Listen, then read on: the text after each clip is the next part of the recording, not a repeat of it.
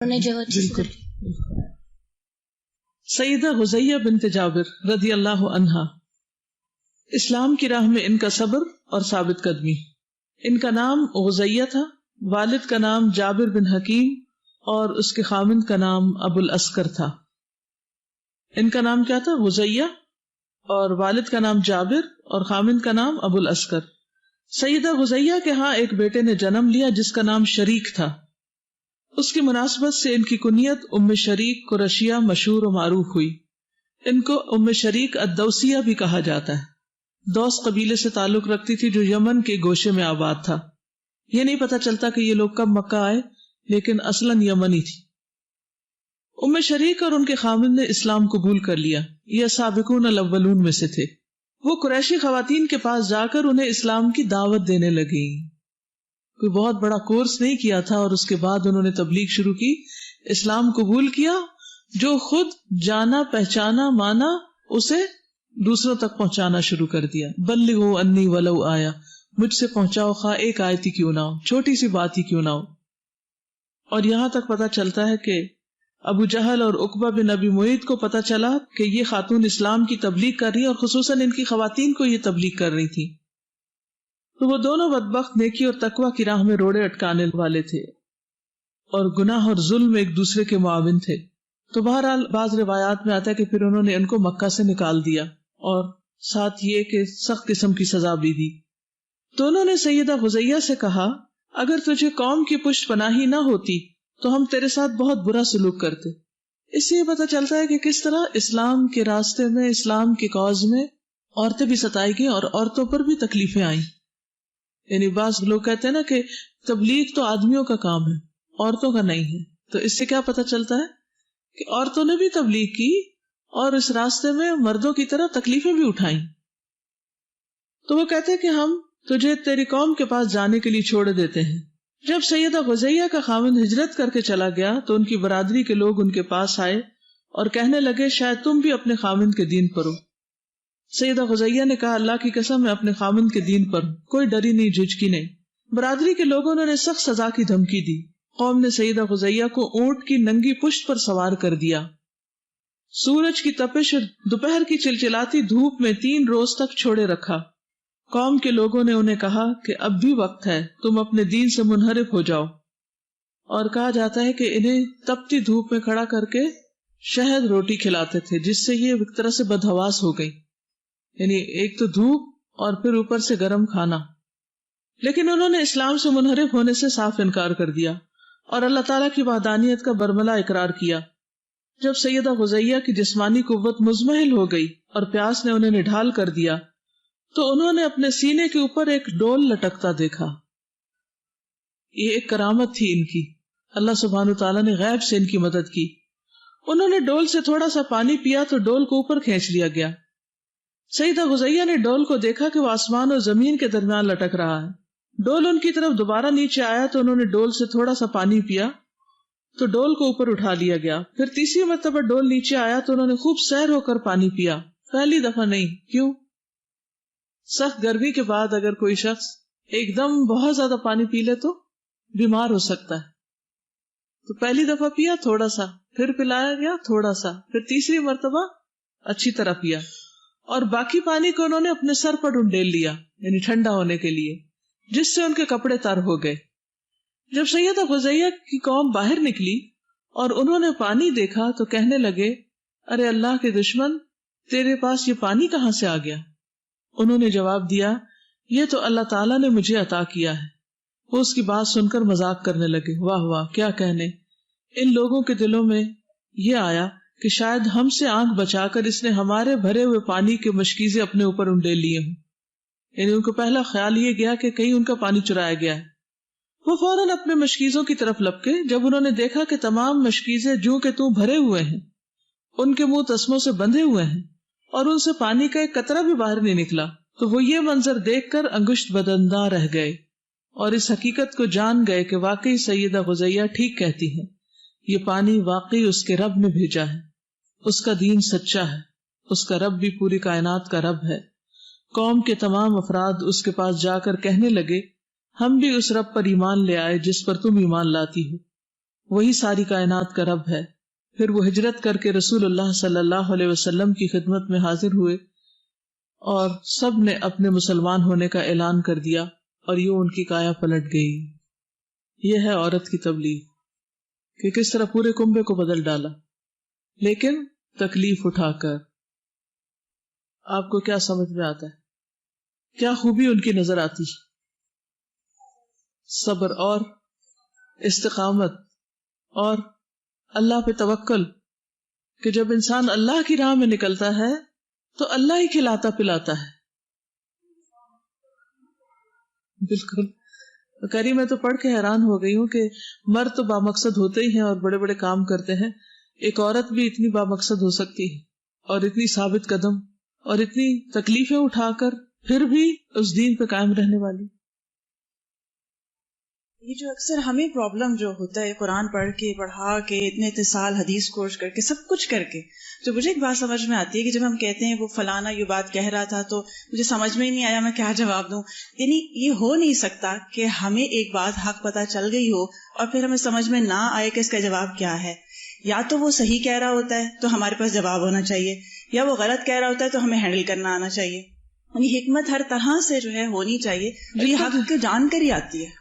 اصل میں سچے لوگ تھے. سب سے بڑی خوبی جو ان کی تھی وہ یہ کہ سچے لوگ تھے. انہوں نے اوپر سے اسلام نہیں قبول کیا، انہوں نے واقعی دل کی گہرائیوں سے اور حقیقت میں کہ یہی اب ہمارا جینا مرنا. ہم تو اسلام کو بس فار گرانٹیڈ لیتے ہیں نا کہ ہمارے والدین مسلمان تھے، ہم مسلمان ہو گئے، ہمیں ساری سہولتیں نعمتیں مل گئی، پڑھنے پڑھانے کے بھی موقع مل گئے، لیکن ہم نے اس کو اس سنجیدگی کے ساتھ نہیں لیا جس کے ساتھ لینا چاہیے کہ اسی میں ہماری زندگی ہے اور اسی میں ہماری موت ہے. اور کوئی اسی طرح سادر یہاں جو نظر آ رہا ہے کہ جیسے ابھی بات ہوئی نا کہ انہوں نے اسلام قبول کیا اور اس کے بعد جا کے وہ دعوت دینے لگی. اب اس میں بڑا ایک گہرا پوائنٹ ہے کہ اسلام قبول کرنا کیسے ہے. یعنی خود کتنی نالج ہونی چاہیے یا خود کتنی کنوکشن ہونی چاہیے کہ جب دوسرے کو بتانے لگیں تو آپ کے پاس وہ صحیح نالج بھی ہو، آپ کا اعتماد بھی ہو.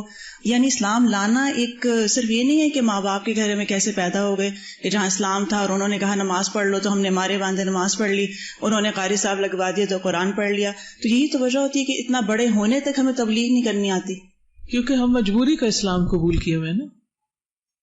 استاذہ اس میں یہ بات پتہ چلتی ہے نا کہ جب ان کی قوم نے پوچھا تو انہوں نے آرام سے بتا دیا کہ یہ اللہ تعالیٰ نے مجھے عطا کیا. مطلب اگر وہ یہ کہتی ہے تم لوگ مانتے ہو بتوں کو، جا کے ان سے پوچھو، اس طرح کا کوئی جواب نہیں دیا، آرام سے سیدھی بات کر دی. بالکل اگر ہمیں ایک دن کھانا نہ ملے تو ہم پھر بھی پڑھیں گے، پھر بھی خدمت کریں گے دین کی. کوئی یعنی چھوٹی سی بھی رکاوٹ آ جاتی ہے تو سب سے پہلے ہم کیا سوچتے ہیں؟ کورس کے دوران اگر تھوڑی سی بھی کوئی مشکل پیش آتی ہے تو سب سے پہلے کیا سوچتے ہیں؟ کورس چھوڑ دیں. جیسے مجبوری کی کوئی چیز اٹھائی بھی ہے اور جس وقت کوئی تکلیف آئے تو وہ بس فوراً ایک طرف، جیسے وہ سر پہ بوجھ اٹھایا ہوتا ہے نا، پنڈ کا مطلب پتہ ہے، تو وہ ایک مجبوری ہوتی ہے نا، اٹھانا، وزن اٹھانا ہے، ایک جگہ سے دوسری جگہ پہنچانا ہے، اس کو پورا کرنا ہے فاصلہ. اب وہ کورس کی مدت پوری کرنی، اور اگر دشواری ہوئی تو وہ پنڈ اٹھا کے رکھ دینی. پورا پیکج ہے، یا اندر ہے یا باہر ہے. جی السلام علیکم. پچھلی صحابیہ کے ساتھ جب کمپیریزن کیا تو پیچھے کولی تبلیغ کا مثال تھی اور یہ عملی تبلیغ کی مثال تھی. Very good. السلام علیکم. استاذہ، عورت یوزلی جو ہے نا نیچرلی کمزور بنائی گئی ہے as compare to men, but ان کی ڈٹرمنیشن دیکھ کے جو ہے اگر ہمارے لیے بھی یہ چیز پاسبل ہو جائے، یعنی یقیناً پاسبل ہے کیونکہ انہوں نے کر دکھایا، جس طرح انہوں نے اپنے لوگوں کو چینج کیا، تو یعنی ہم بھی پھر کر سکتے ہیں. بالکل کر سکتے ہیں. السلام علیکم. وعلیکم. سر آج کل عورت کے ساتھ مطلب کچھ سمبلز اٹیچ ہیں کہ وہ مظلوم ہے، ولنریبل ہے، ویک ہے. خاص طور پہ جو فیمنزم پہ جن لوگوں نے کام کیا انہوں نے تو عورت کو ایسے ہی پریزنٹ کیا ہے. اور اسلام کے بارے میں کہا جاتا ہے کہ عورت کو اس میں وہ مقام نہیں دیا گیا، لیکن میں حیران ہوتی ہوں یہ سوچ کے کہ عورت کے حقوق کے متعلق بہت پڑا ہے، جو وائلنس اور مطلب جس طرح سے کہا گیا، اسلام میں ایسا کوئی بھی کچھ بھی نظر نہیں آتا. پوری تاریخ یہی بتاتی ہے کہ یہ وہ مذہب ہے جس نے خواتین کو پروٹیکٹ کیا ہے اور اس میں ایسی باتیں ملتی ہیں کہ وہ خواتین جنہوں نے بہادری کے ساتھ آگے کام کیا ہے، اور کوئی عورت مظلوم یا ویک اس طرح کا کوئی کانسیپٹ نہیں ملتا. یہ دونوں عورتیں کیا ویک اور مظلوم اور ستائی ماری ہوئی نظر آتی ہیں آپ کو؟ تو اسی لیے انہی کے بارے میں کہا جا سکتا ہے کہ یہی وہ مائیں ہیں جن کی گود میں اسلام پلتا ہے. جی صحیح. انہوں نے ہی صحابہ کرام کو جنم دیا تھا، اور انہوں نے ہمیں نام بھی نہیں پتا اور پھر واقعات یاد بھی نہیں رہتے. مجھے یہ جو واقعہ نا سیدہ فضیہ کا، یہ میرے خیال ہے میں 2nd ایئر میں تھی کالج کے، جب میں نے پڑھی تھی ایک کتاب مسلمان خواتین یا کیا، اس میں یہ واقعہ میں نے پڑھا، اور یہ واقعہ میرے دل پہ ایسا لگا تھا کہ اچھا ان کو اتنا ستایا گیا کہ وہ بھوک سے نڈھال ہو گئی اور گرمی میں کھڑی رکھی گئی. حضرت بلال کا تو ہم اکثر پڑھتے ہیں کہ ان کو دھوپ میں لٹایا جاتا، تپتی ریت پر لٹایا جاتا. اور پھر یہ کہ جو ہی یہ مسلمان ہوئی، یہ جو قریش تھے ان کے گھروں کی عورتوں کو تبلیغ شروع کر دی، اور جب مردوں کو پتا چلا تو انہوں نے بہت سخت نوٹس لیا کہ یہ کیا ہو رہا ہے، اور پھر سب نے مل کر ان کو سزا دی، اور سزا پانے کے باوجود بھی وہ ہلی نہیں اپنے مقام سے. یعنی میرے لیے بہت ایک ٹرننگ پوائنٹ تھا یہ واقعہ. میں کہنا چاہتی تھی کہ بعض اوقات جو ہے وہ کسی ایک ان کی بات مان لیتی تو باقی سارے لوگ ایمان نہ لے کے آتے تھے. بالکل ان کی صبر کی وجہ سے. یہ جو بات بار بار ہو رہی ہے کہ عورت کمزور ہے، تو عورت میں ایک کوالٹی جو سب سے علیحدہ رکھی گئی ہے کہ وہ ایک ماں بن سکتی ہے. اگر اس پوری ایگزامپل کو ہم اس چیز کے ساتھ لیتے چلے جائیں کہ وہ اپنے بچے کے لیے سب کچھ کرتی چلی جاتی ہے، جتنی پروٹیکشن وہ دیتی ہے، اور وہ اس چیز کو چھپا بھی نہیں سکتی. اس طرح انہوں نے نا اپنا دین چھپایا اور اس کی پروٹیکشن بھی اسی طرح کی، اور فائنلی اسے لوگوں کے سامنے لانے کے لیے. اور ایک ماں جب پورے اپنے بچوں کو مطلب اتنی اچھی تربیت دیتی ہے اور ڈفرینٹ جگہ ان کے بچے جاتے ہیں، سب کچھ کرتے ہیں، تو اسی لیے ایک ماں کی طرح انہوں نے اتنے سارے لوگوں کو ایک ساتھ مسلمان کیا. ان کی تبلیغ میں یہ بات بالکل ایک ماں کی طرح کے رول میں میچ. بہرحال دونوں جینڈرز کی جو اپروچ ہوتی ہے وہ مختلف ہوتی ہے. یعنی عورت جو ہوتی ہے وہ پورے خاندان کو جوڑنے والی ہوتی ہے اور ان کی بھی کیئر کرنے والی ہوتی ہے. سب کی فکر، سارے جہاں کا درد ہمارے جگر میں ہے. سیدہ ام شریک کی ہجرت. جب سیدہ ام شریک غزیہ نے مدینہ منورہ کی طرف ہجرت کی تاکہ وہ اپنے خاوند ابو الاسکر دوسی کے پاس پہنچ جائے تو اسے بتایا گیا کہ وہ فوت ہو گئے ہیں. ایک اور حادثہ. پھر اس کے ساتھ ابو بکر بن ابی سلمہ نے شادی کی، لیکن کچھ عرصے کے بعد ابو بکر بن ابی سلمہ نے انہیں طلاق دے دی. سیدہ ام شریک نہایت مہمان نواز تھی. ان کا گھر مسلمانوں کا مہمان خانہ تھا. جو لوگ ہجرت کر کے آتے ان کو بھی ان کے گھر ٹھہرایا جاتا، اور نبی صلی اللہ علیہ وسلم کے مہمانوں کی خدمت کیا کرتی تھی. سیدہ ام شریک کے پاس گھی کا ایک ڈبہ تھا. وہ اس سے گھی رسول اللہ صلی اللہ علیہ وسلم کی خدمت میں بطور تحفہ پیش کیا کرتی تھی. آپ ان کا تحفہ قبول کرتے تھے اور ان کے حق میں دعا کرتے. سیدہ ام شریک سے مروی ہے، وہ کہتی ہیں کہ رسول اللہ صلی اللہ علیہ وسلم نے فرمایا کہ جس نے کھانے سے فارغ ہو کر یہ دعا پڑھی اس نے کھانے کا شکر ادا کیا. الحمد للہ الذی اطعمنی واشبعنی وآوانی بلا حول منی ولا قوہ. شکر ہے اس اللہ کا جس نے مجھے کھلایا اور مجھے سیر کیا اور مجھے ٹھکانہ دیا جبکہ میں اس کی ہمت نہ رکھتا تھا. رسول اللہ صلی اللہ علیہ وسلم جب کھانا کھا لیتے تو یہ دعا کرتے، اللہم انت اطعمتنا وسقیتنا وآویتنا فلک الحمد غیر مکفی ولا مودع ولا مستغنى عنک. اللہ ام شریک پر اپنی رحمت کی برکھا برسائے اور انہیں جنت کا پانی پلائے جس طرح انہیں دنیا میں پانی پلایا، اور یہ اللہ تعالیٰ کے لیے کوئی مشکل نہیں. آمین یا رب العالمین. ان کے بارے میں چند ایک احادیث اور بھی ہیں جس سے مزید پتہ چلے گا کہ ان کی ایکٹیویٹیز کیا تھی. جیسے پہلے میں نے عرض کیا کہ یہ بہت مہمان نواز تھی. اس کے بارے میں صحیح مسلم کی روایت آتی ہے کہ جب فاطمہ بنت قیس کو ان کے شوہر نے طلاق دے دی تو ان کی عدت کے معاملے میں آپ نے ان سے کہا تھا، یعنی فاطمہ بنت قیس سے، کہ ام شریک کے ہاں منتقل ہو جاؤ، تم ام شریک کے گھر چلی جاؤ. اور ام شریک انصار کی غنی عورت تھی اور اللہ کے راستے میں بہت خرچ کرنے والی تھی. ان کے ہاں مہمان آتے رہتے تھے. فاطمہ کہتی ہیں میں نے عرض کیا میں ایسا ہی کروں گی، تو آپ صلی اللہ علیہ وسلم نے کچھ سوچ کر فرمایا تم ایسا نہ کرو، کیونکہ ام شریک ایسی عورت ہیں جن کے پاس مہمان کثرت سے آتے ہیں.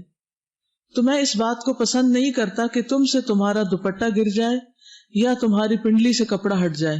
یعنی گھر میں جو رہنا ہے تو ایسا نہ ہو کہ مہمان ہو اور پھر تم پورا پردے کا اہتمام نہ کر سکو کیونکہ عدت میں تھی، اور لوگ تمہارا وہ بعض حصہ دیکھ لیں جسے تم ناپسند کرتی ہو، تم اپنے چچا زاد عبداللہ بن عمرو بن ام مکتوم کے ہاں منتقل ہو جاؤ۔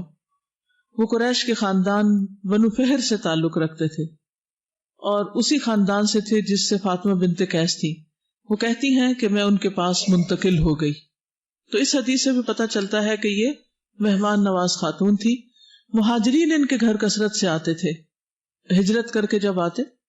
ابو بکر ابن ابو جہم نقل کرتے ہیں کہ میں اور ابو سلمہ بن عبد الرحمن فاطمہ بنت قیس کے پاس گئے تو انہوں نے بتایا کہ ان کے شوہر نے انہیں 3 طلاقیں دے دی ہیں اور ان کے لیے نہ رہائش کا بندوبست کیا اور نہ نان نفقہ کا، البتہ اس نے میرے لیے اپنے چچا زاد بھائی کے پاس 10 قفیز غلہ رکھوایا ہے، یعنی بس اتنا مجھے ملا ہے طلاق کے بعد اور کچھ نہیں میرے پاس، جس میں سے 5 جو کے ہیں اور 5 گیہوں کے، یعنی 10 تھیلے ہیں۔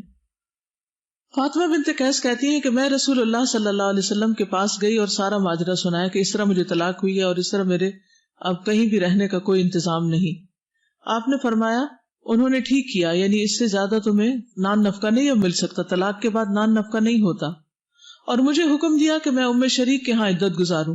لیکن پھر آپ نے فرمایا ام شریک کے ہاں تو مہاجرین کا آنا جانا ہے، تم ابن ام مکتوم کے گھر عدت گزارو، کیونکہ اگر وہاں تمہارے کپڑے وغیرہ اتارنے پڑ جائیں تو تمہیں کوئی دیکھ نہ پائے گا، کیونکہ ابن ام مکتوم جو تھے وہ نابینا تھے۔ جی، اس سے کیا پتہ چلتا ہے؟ اس سے پتہ چلتا ہے کہ عورت کے پردے کا کتنا اہتمام ہے ہر حال میں نا، جتنی بڑی مصیبت آئے نا، ہم سمجھتے ہیں کہ یہ مصیبت آ گئی تو ہمارا سب کچھ جائز ہو گیا۔ بالکل۔ سادہ اس سے ایک اور بات یہ بھی پتہ چلتی ہے کہ اس وقت کے معاشرے میں کس قدر اخوت اور اسلامی بردرہڈ اس طرح سے تھی کہ ایک عورت بے گھر ہوئی تو سب نے ان کو پروٹیکٹ کرنے کے لیے کبھی کسی نے نبی صلی اللہ علیہ وسلم نے ان کی پروٹیکشن کا نبی صلی اللہ علیہ وسلم نے اہتمام کیا، اور آج کے دور میں یہ ایسا نہیں کچھ بھی ہوتا۔ اور پھر یہ آپ کا کہنا کہ ان کے گھر بہت مہاجرین آتے ہیں، مہمان آتے ہیں، یہ کتنی بڑی کوالٹی کی بات ہے کہ کسی کے گھر کو اس کام کے لیے منتخب کر لیا جائے، اور مہاجرین بھی وہ جو اپنے گھر بار چھوڑ کر آئے ہوئے ہوں۔ جی، اس سے ایک پوائنٹ یہ پتہ چلتا ہے کہ اس دور میں اتنی آسائش نہیں تھی لیکن اس کے باوجود لوگ اتنے مہمان نواز تھے، لیکن آج کے دور میں اتنا کچھ ہے لیکن کوئی مہمان نواز نہیں کرتے، دل تنگ۔ بالکل۔ اس سے یہ بھی پتہ چلتا ہے کہ ان کے شوہر نے ان کے نان نفقے کا بندوبست کیا ہے۔ ہمارے ہاں اگر مطلب ہم کہتے ہیں ہم اسلامک ملک ہے لیکن پھر بھی ہم لوگوں کے طلاق کا کیسے کانسیپٹ ہے، کیسے ہم لوگ دیتے ہیں؟ یعنی طلاق دی ہے لیکن عدت کے وقت کے لیے کھانے پینے کا ساز و سامان فراہم کیا ہے۔ یہ بھی ذمہ داری قبول کرنے والی بات ہے نا۔ اصل میں اللہ کا ڈر ہی انسان کو دوسرے کے حقوق دینے پر آمادہ کر سکتا ہے۔ قرآن مجید میں آتا ہے نا کہ وہ عورت جس نے اپنے آپ کو آپ کے لیے ہبہ کر دیا ہو وہ آپ کے لیے حلال ہے، تو ام شریک کے بارے میں آتا ہے کہ وہ ان عورتوں میں سے تھی جنہوں نے اپنے آپ کو نبی صلی اللہ علیہ وسلم کے لیے ہبہ کر دیا تھا، لیکن آپ نے ظاہر قبول نہیں کیا، ورنہ وہ امہات المومنین میں سے ہوتی۔ انہوں نے صحابہ کو حدیث میں روایت کی۔ جابر بن عبداللہ کہتے ہیں کہ مجھے ام شریک نے خبر دی کہ انہوں نے نبی صلی اللہ علیہ وسلم کو یہ فرماتے ہوئے سنا کہ لوگ ضرور دجال سے پہاڑوں کی طرف بھاگیں گے، یعنی دجال کے ڈر سے پہاڑوں کی طرف جائیں گے پناہ لینے کے لیے۔ ام شریک نے عرض کیا، اے اللہ کے رسول، ان دنوں عرب کہاں ہوں گے؟ آپ نے فرمایا وہ بہت کم ہوں گے، یعنی باقی مسلمانوں کی نسبت ان کی تعداد کم ہوگی۔ ام شریک رضی اللہ تعالیٰ عنہ سے روایت ہے کہ نبی صلی اللہ علیہ وسلم نے گرگٹ کو مارنے کا حکم دیا تھا اور فرمایا کہ اس نے ابراہیم علیہ السلام کی آگ پر پھونکا تھا، یعنی پھونک ماری تھی۔ تو بہرحال یہ تھی ام شریک۔ اللہ سبحانہ تعالیٰ ان پر اپنی رحمت فرمائے اور ہم پر بھی اپنی رحمت کرے، اور ہم بھی اپنے دین کے لیے کچھ کرنے کے قابل ہوں۔ اور دین کے لیے کچھ کرنا جو ہے یہ دین پر احسان نہیں ہے، یہ کس پر احسان ہے؟ اپنے آپ پر۔ اور پھر اس موقع پر یاد دہانی کراتی چلوں کہ اللہ کے دین کی طرف دعوت دینا سب سے بہترین کام ہے۔ قرآن مجید میں آتا ہے وَمَنْ أَحْسَنُ قَوْلًا وَمَنْ أَحْسَنُ قَوْلًا مِمَّنْ دَعَا إِلَى اللَّهِ وَعَمِلَ صَالِحًا وَقَالَ إِنَّنِي مِنَ الْمُسْلِمِينَ۔ اس سے بڑھ کر اچھی بات کس کی ہو سکتی؟ یعنی دنیا میں ہم جتنی بھی باتیں کرتے ہیں ان ساری باتوں میں سے سب سے زیادہ پسندیدہ بات اللہ کے نزدیک وہ ہے جس میں انسان کسی کو اللہ کی طرف بلاتا ہے۔ دن میں ہماری باتوں میں سے کتنی باتیں اللہ کی طرف بلانے والی ہوتی ہیں؟ گویا جو سب سے پسندیدہ بات ہے وہ تو ہم کرتے ہی نہیں یا بہت کم کرتے ہیں. ومن احسن قولا ممن دعا الی اللہ وعمل صالحا، اور اس نے خود بھی اچھے عمل کیے. وقال اننی من المسلمین، اور کہا کہ میں مسلمانوں میں سے ہوں، میں اللہ کا فرما بردار ہوں. ولا تستوی الحسنۃ ولا السیئۃ، اچھائی اور برائی ایک جیسی نہیں ہوتی، کیونکہ اگر آپ دعویٰ کرنا چاہتے ہیں تو برائی کے جواب میں بھلائی کرنی ہوگی. ادفع باللتی ہی احسن، اس چیز سے اس طریقے سے دور کرو جو زیادہ بہترین ہے. یعنی اگر تمہارے ساتھ کوئی روڈ ہوتا ہے جواب میں، کوئی مس بہیو کرتا ہے، کوئی تمہاری پرواہ نہیں کرتا، تمہارے ساتھ بدتمیزی کر جاتا ہے، تو بھی تمہارا فرض کیا ہے؟ تم کیا کرو؟ نرمی سے بات کرو، احسن طریقے سے بات کرو، کیونکہ اللہ سبحانہ تعالیٰ کی طرف بلانا سب سے خوبصورت بات ہے، تو اس کو خوبصورت انداز میں کرنا چاہیے. ادفع باللتی ہی احسن، احسن سپرلیٹو ڈگری ہے. فَإِذَا الَّذِي بَيْنَكَ وَبَيْنَهُ عَدَاوَةٌ، پھر اگر تمہارے اور اس کے درمیان عداوت بھی ہو، یعنی جو تمہارا مدعو ہے، جس کو تم اللہ کی طرف بلا رہے ہو، اگر وہ تم سے نفرت بھی کرتا ہے تو تمہارے اچھے سلوک کی وجہ سے کیا ہوگا؟ کأنہ ولی حمیم، گہرا دوست بن جائے گا. آپ بتائیے کہ کتنی سچویشنز ایسی تھی جس میں کسی نے کوئی خرابی کی، کوئی آپ کے ساتھ روڈنس کی، بدتمیزی کی، تو آپ نے معاف کرنے کے بجائے اس سے قطع تعلق ہی کر لی، اس کو اپنے سے کاٹ ہی دیا، چاہے وہ رشتہ دار ہوں یا دوست ہوں یا احباب ہوں یا ہمارے سرکل میں جو بھی لوگ ہوں. سوچئے آج تک کتنے لوگوں کے ساتھ ہم نے حسن سلوک کر کے ان کو دین کے اندر داخل کر دیا، دھکیلا نہیں باہر. اللہ تعالیٰ فرماتے ہیں وَمَا يُلَقَّاهَا إِلَّا الَّذِينَ صَبَرُوا، یہ چیز نہیں ڈالی جاتی مگر ان میں جو صبر کریں. اور صبر وہ چیز ہے جس سے کامیابی حاصل ہوتی ہے، دنیا میں بھی اور آخرت میں بھی. وَالْعَصْرِ إِنَّ الْإِنسَانَ لَفِي خُسْرٍ إِلَّا الَّذِينَ آمَنُوا وَعَمِلُوا الصَّالِحَاتِ وَتَوَاصَوْا بِالْحَقِّ وَتَوَاصَوْا بِالصَّبْرِ وَمَا يُلَقَّاهَا إِلَّا الَّذِينَ صَبَرُوا وَمَا يُلَقَّاهَا إِلَّا ذُو حَظٍّ عَظِيمٍ، اور یہ چیز نہیں عطا ہوتی، نہیں ملتی مگر اس کو جو بڑے نصیبے والا ہے، بڑی قسمت والا ہے. قسمت والوں کو یہ چیز ملتی. تو آپ خوش قسمت بننا چاہتے ہیں تو خوش قسمتی کا راز ہے اس میں، کیونکہ جب تک ہم اکیلے خود اچھا عمل کرتے ہیں تو وہ ایک عمل ہوتا ہے، جب ہم دوسرے کو بتاتے ہیں تو وہ ملٹی پلائی ہو جاتا ہے، جتنوں تک میسج پہنچ جائے. کل بھی ہم نے اللہ سبحانہ تعالیٰ کا نام الرفیق پڑھا تھا، تو اس سے کیا پتا چلا کہ اللہ تعالیٰ نرمی کرنے والا ہے اور نرمی کو پسند کرتا ہے، اور نرمی پہ وہ عطا کرتا ہے جو سختی پر نہیں دیتا. نرمی جس چیز میں شامل ہو جاتی ہے اس کو خوبصورت بنا دیتی، اور سختی جہاں شامل ہو جاتی ہے اس کو بدصورت بنا دیتی.